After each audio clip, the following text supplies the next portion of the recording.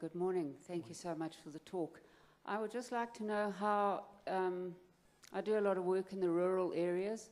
When you talk about the millennium generation, how would young people who have little or no access, how do they interact when you talk about the millennium generation? Because it's, in many instances, apart from the normal cell phone, which every person seems to have, how do they interact? How do you get messages of change and difference to them? Yeah, it's a great question. And in a country like South Africa, it's a very pertinent question. Of course, much of what I say is said to businesses that work from an urban or suburban base. Maybe working into rural areas, but they're working from that base where their core of workforce comes from. But I think in terms of rural communities, without being an expert on the situation here, generally speaking, rural communities now are jumping ahead in terms of levels of technology. It's not happening overnight, but we're like in China, for example.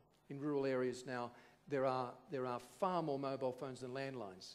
And they just totally ignored landline technology. They let it go by, they didn't want it.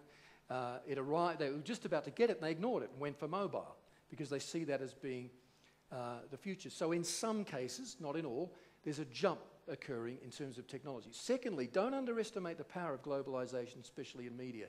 Young people in particular are very attuned to pop culture messages because they're still discovering their identity, they're forming their sense of who they are, and this helps to inform that.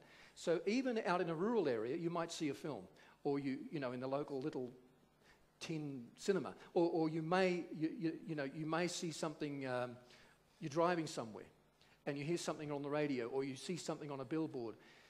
Because of globalization, this is why generations now there are differences regionally, but there are also common elements. It's all because of the globalization of media. And I don't know the situation.